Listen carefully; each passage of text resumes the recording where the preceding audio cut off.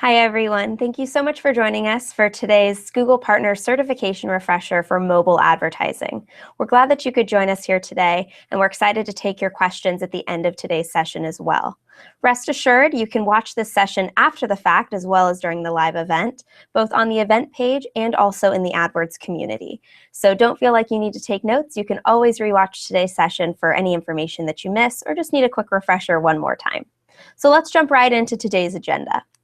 Today we're going to be talking about all things mobile.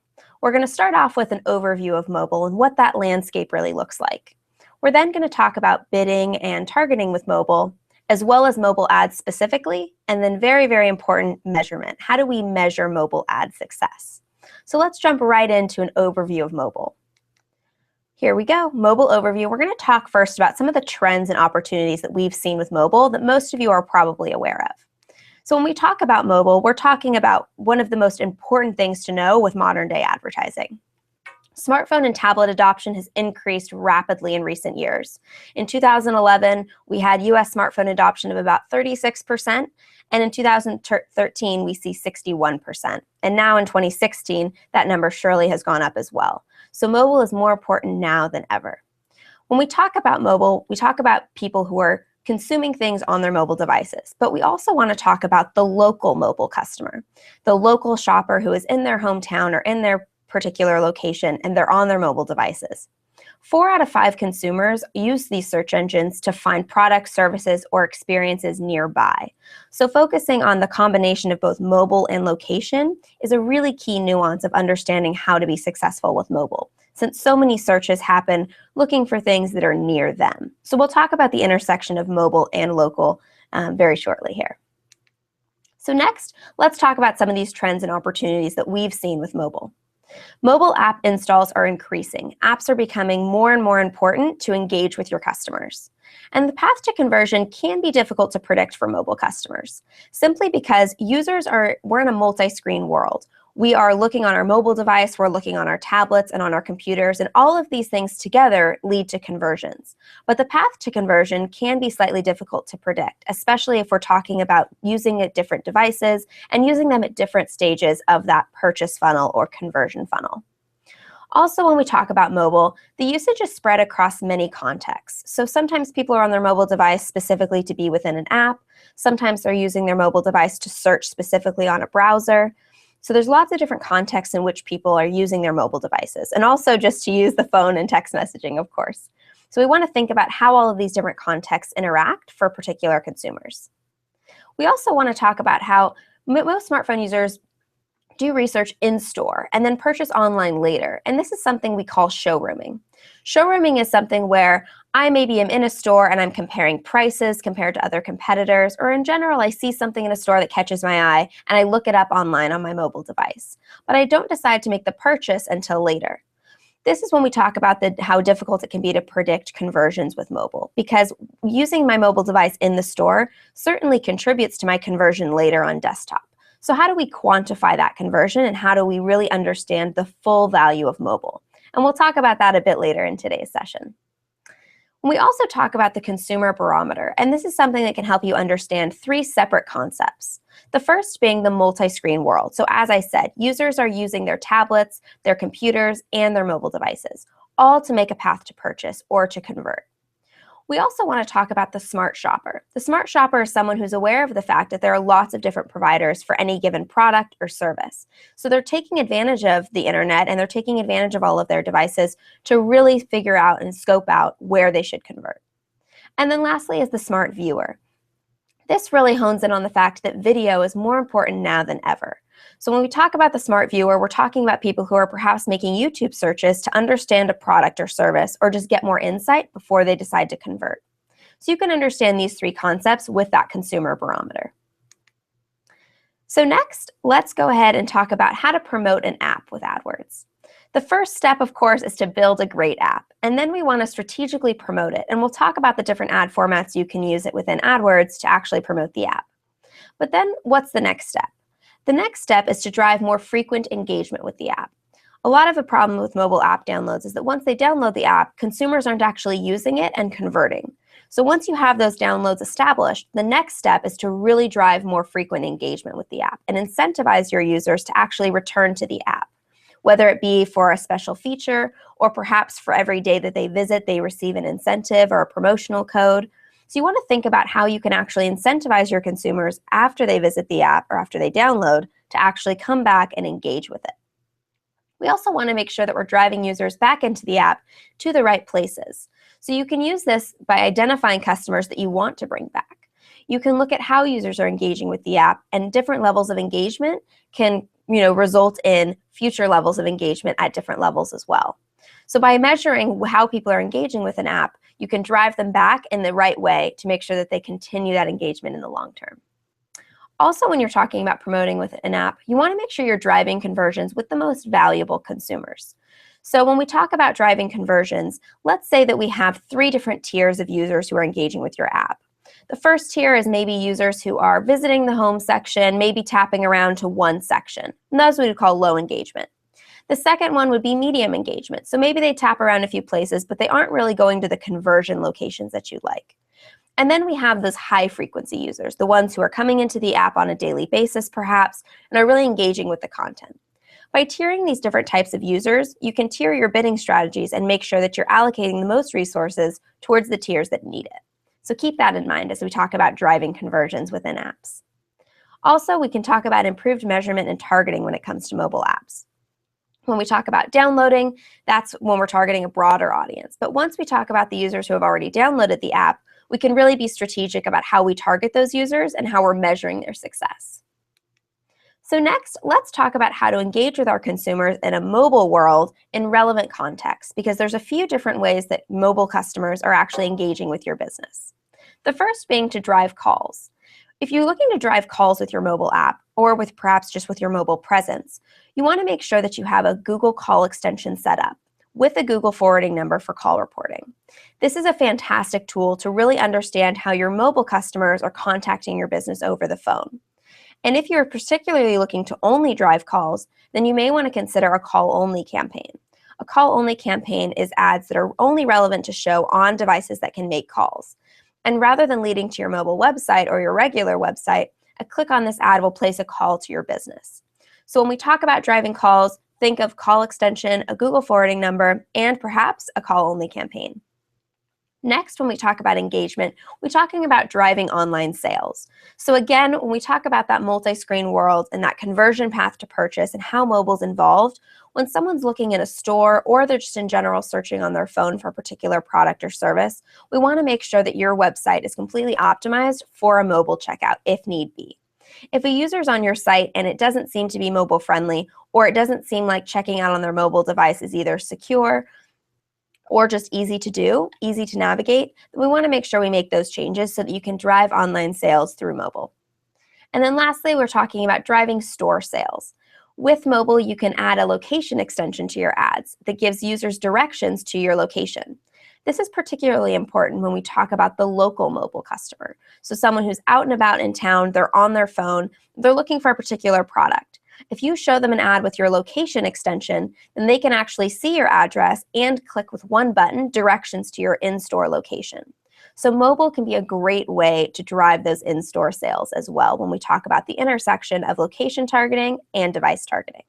So those are a few things to keep in mind as you talk about building out a mobile campaign. Next, let's talk about how to build awareness with mobile. Building awareness is really key, and it can help you tell a richer story. But you do want to make sure that you're choosing the right targeting when you talk about brand awareness. You want to make sure that you're really focusing on impressions with a brand campaign, and the display network is really well designed for this. With the display network, you can pay cost per 1,000 impressions, so CPM bidding. And this allows you to really capture how many people are seeing this ad. How am I making my brand aware to a wide audience? And that's when we talk about targeting. We want to make sure that we're using all those display network targeting methods to our advantage to really show your brand to relevant potential customers for you. We also want to make sure that we're optimizing against brand metrics that matter. So when you're creating a brand awareness campaign on the display network, the metrics are going to be slightly different, the ones that you want to pay attention to. You're not necessarily looking to drive clicks, you're really looking to drive impressions and tell that brand story. Also, when you think about brand awareness, think about a video campaign, which is a great way, audio and visually, to really engage with your potential customers and give them in 30 seconds or less a very good idea of what your brand is all about. We also want to make sure that we're taking advantage of Google's extensive network. When we talk about brand awareness, we're talking about your mobile reach and the different ad formats that can help you drive engagement and value. So when we talk about different ad formats, particularly for video, we're talking about the TrueView in display as well as TrueView in stream. In-stream refers to those ads that appear before you watch the video that you intended to watch on YouTube. And in display refers to video ads that appear in the search results as well as the sidebar of videos that you're watching on a YouTube watch page. So keep that in mind. Also, when we talk about building awareness, note that AdWords has integration with Google Play, and that's something that you can use to your advantage for your Android app. So next, let's talk about how to really optimize your site for mobile. We have some great videos on this on our YouTube channel for really how to make the most of your mobile web experience. But it's really important that you're not just putting your desktop site on a mobile device. Mobile devices have completely different needs, and users are really used to a high caliber level of a mobile site. We want to make sure that it's easy to navigate, that things that you want them to click or tap are very accessible and large, so that it makes it easy for a user to know that they can click or tap, that they can tap or swipe something. We also want to make sure that it's quick to load media. So any long load times that could possibly deter a potential customer from staying on your mobile site and converting. Also, when we talk about those large touch targets, we want to make sure that the actions that you want users to take on your site are very large and prominent. We're working with a smaller screen space, so be sure to use that space to optimize what actions you want your users to take. So next, let's talk about bidding and targeting, specifically for mobile. We want to talk about what bid strategies and targeting methods you can use to really optimize your mobile results. So let's jump right in. The first thing we're going to talk about is a mobile bid adjustment. A mobile bid adjustment is a percentage increase or decrease that you apply to your cost per click bid so that users can see your ads on mobile devices. This is essentially giving any users who are searching on mobile a bit of a boost in terms of how competitive you want your bid to be. So if you anticipate that a lot of your mobile users are going to be coming to your website or searching for you online, and you want to make sure that you have a strong presence, you can add a mobile bid adjustment just for users who are on their mobile devices. So rather than increasing your bids across the board for all devices, you can just make your bid slightly more competitive for mobile users. We generally recommend starting out at about 10 or 15% for that mobile bid adjustment. And often what some users have found, or advertisers have found, is that with a small bid adjustment, they're actually able to get a lower cost per click, but a higher click-through rate on mobile. So definitely pay attention to your mobile results and see if a mobile bid adjustment is right for you. When we talk about selecting your mobile bid, another way to calculate it would be to take your mobile conversion rate, divide it by your computer conversion rate, and then subtract 1. And this can give you a sense of how approximately you should be bidding for mobile. Also rely on the data existing in your AdWords account for your mobile users just to see how well you're performing and if you can improve that performance with a bid adjustment. Next, when we talk about mobile, we're talking about keywords. And this is the bread and butter of any campaign, mobile or desktop, but we want to make sure that we cover it here with mobile advertising as well. When we talk about planning for display, you can use placements, topics and interests, demographics, as well as remarketing, and the display planner can really help you understand what's the potential success and reach of using these different targeting methods. With the keyword planner, you can search for keyword and ad group ideas. You can also look at historical statistics as well as traffic estimates for potential keywords. So definitely keep these two tools in mind when it comes to targeting for both search and display. Next, we're going to talk about targeting.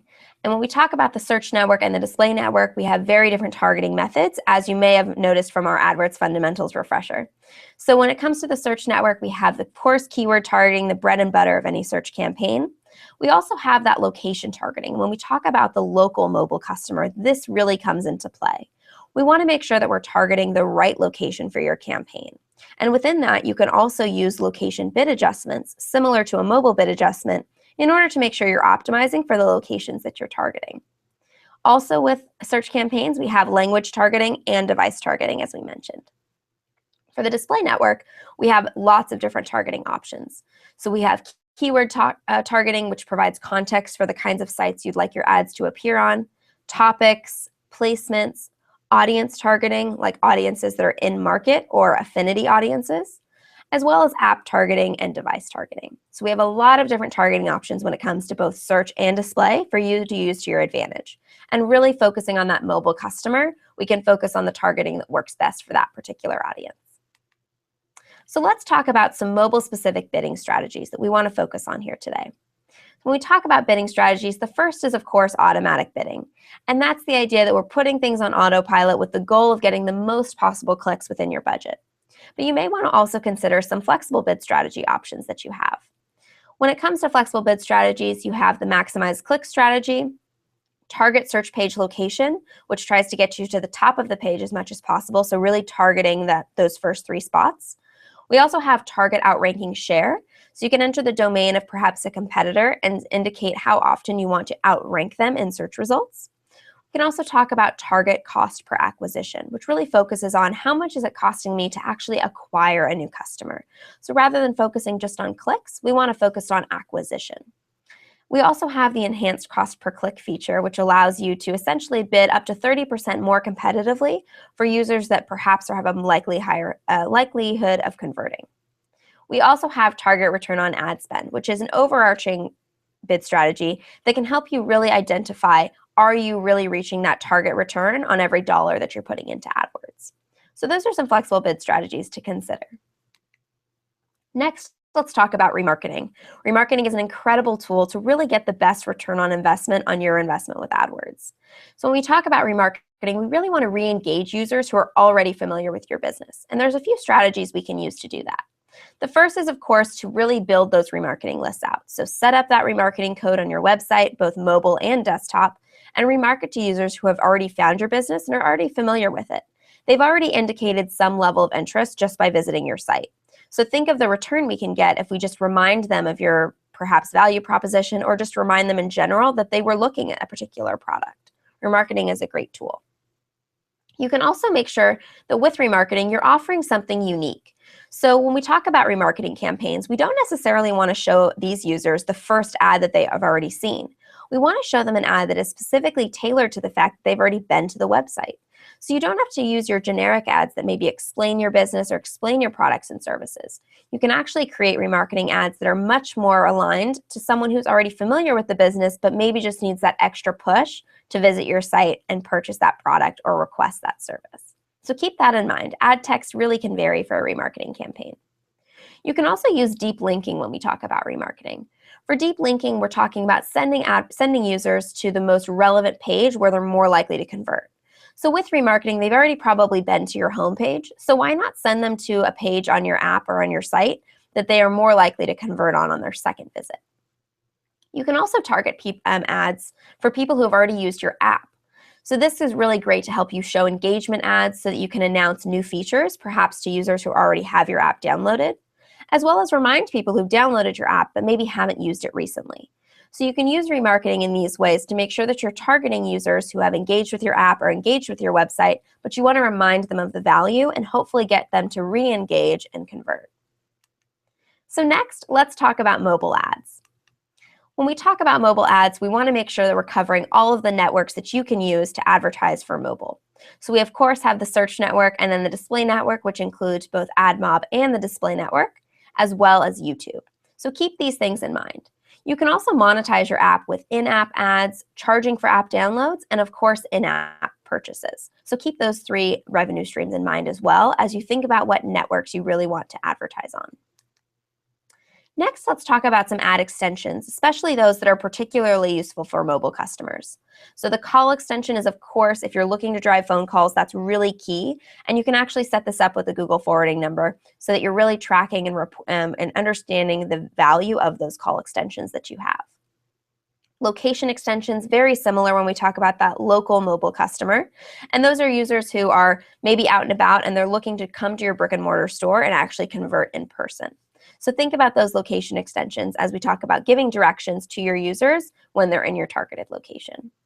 We also have site link extensions, which essentially provide more context on what users can expect to find if they decide to click on your ad. So if you decide to create site links, you'd be creating different links for specific pages of your website. And this allows users to not only click directly to a page that they're already interested in, but it also can provide context for what they could expect to find if they still decide to click on the home page.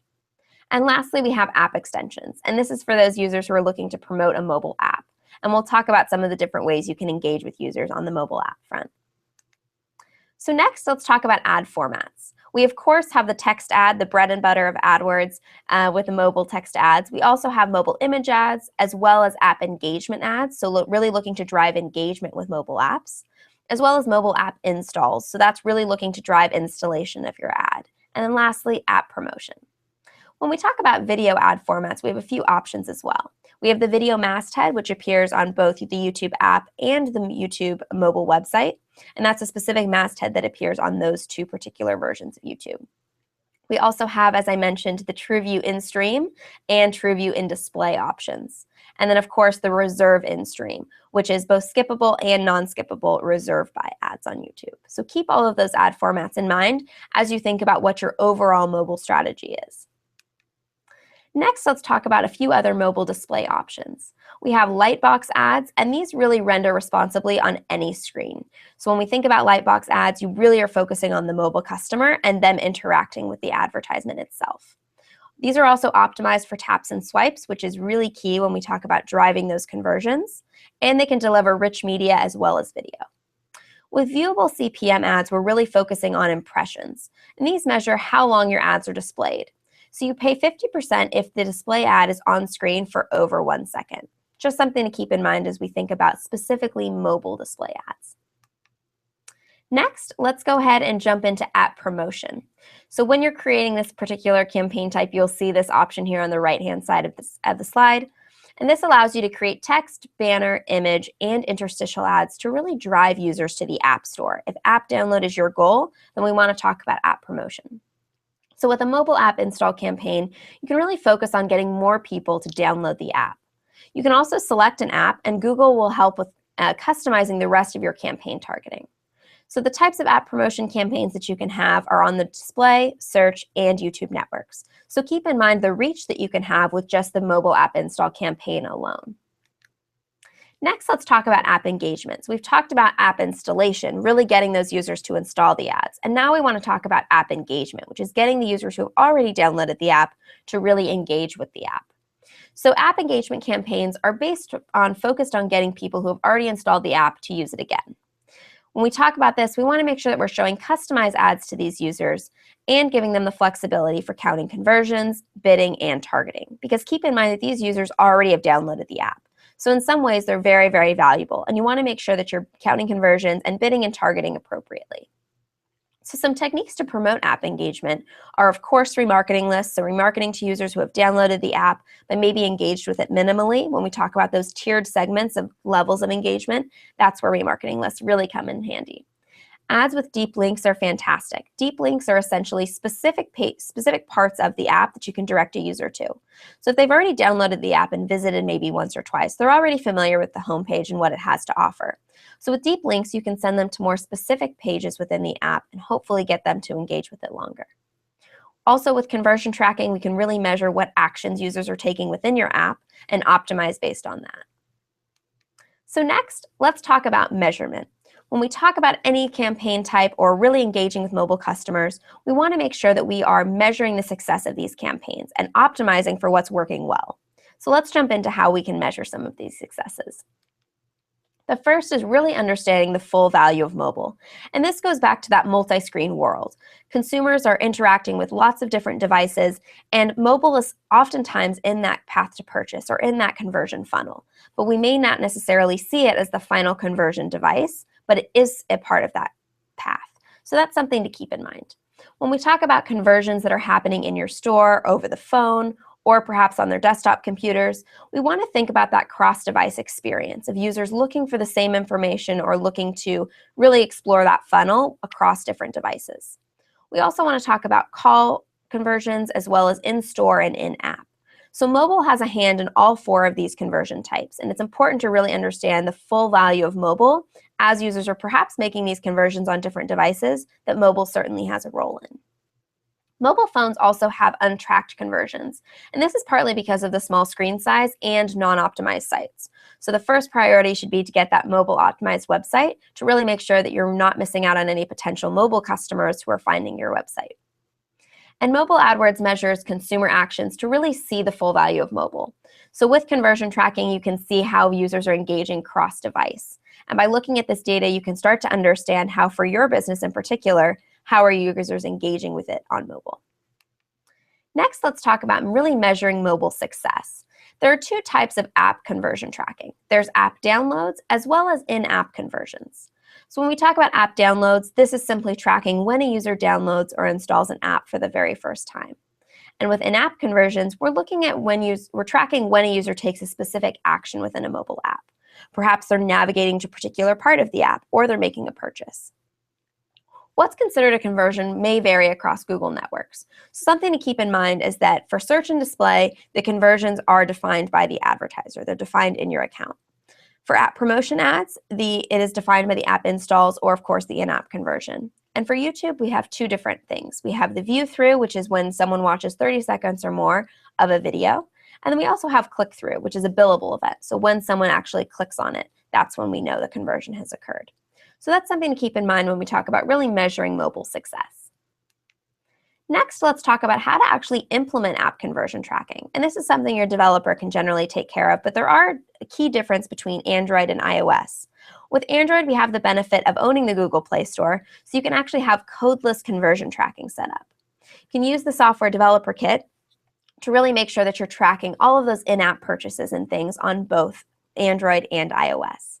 And of course, on Android, you can have that app install confirmation. Again, because of that linking with Google Play, we're able to provide a bit more information and make that experience codeless so that you can get started on Android very, very quickly. So next, let's talk about mobile analytics. Within Google Analytics, we have a number of reports that can really help you understand your mobile traffic. So when it comes to reporting, we have, of course, App Overview, which is the place to start when we talk about app engagement and really app downloads. We also have, of course, the audience, acquisition, new users, as well as sources. Sources can be a very key part when we talk about how are users actually engaging with mobile and how are they finding your mobile website or your mobile app, as well as the Google Play referral flow and behavior. So keep these reports in mind as we talk about mobile analytics and really understanding and measuring your performance on mobile so that you can optimize for long-term success. So next, let's talk about these exam logistics and resources that you have to prepare for the mobile exam. The exam itself is 90 minutes. There are 70 questions, and you need 80% to pass. The exam is also valid for 12 months if you do pass it. And the certification requirements, just one more time as a quick reminder, are to pass the fundamentals exam. We actually have a refresher session on the fundamentals exam as well, so feel free to check that out, as well as to pass one additional AdWords exam, which perhaps will be the mobile exam that we've refreshed for here today. There are a number of resources at your disposal to prepare for these exams, both in your partners account, as well as the Google Helps Partners page and the AdWords Help Center. So keep those resources in mind as you're preparing for your exam, and best of luck. So lastly, if there are any questions coming in, I want to make sure we answer those and make today's session as valuable as possible. So it looks like we have one question coming in from the Q&A app from today's Hangout, and that is, how do mobile bid adjustments really work? It's a great question, and we want to make sure that we cover this very, very thoroughly. When it comes to a mobile bid adjustment, you're essentially putting a 10% or 20% or whatever level you indicate for the mobile bid adjustment on top of your regular max CPC bid. So let's say that for a particular keyword, you're bidding $1, and you have a 20% bid adjustment on mobile devices. Let's say we have two potential customers. One is searching on desktop and the other is searching on mobile, and both are within your targeted location. For the user searching on desktop, the bid is $1, but for the user searching on mobile, the bid is $1.20 because of that 20% bid adjustment. So think of it as just a slight adjustment to whatever bid you have for any particular keyword so that you can really focus and be competitive on those mobile users. So those are all the questions coming in from the Q&A app. I'm going to go ahead and refresh the community page in case anyone has left any questions there, just to make sure that we're answering every question that we have coming in here. So let me double check. All right, and it doesn't look like we have any questions coming in on the community, but rest assured, you can rewatch this video both on the event page as well as on our YouTube channel and in the community as well. So feel free to post questions below if you do have any questions following today's session, and best of luck preparing for your mobile exam. Take care and have a great rest of your day, and thanks so much for tuning in.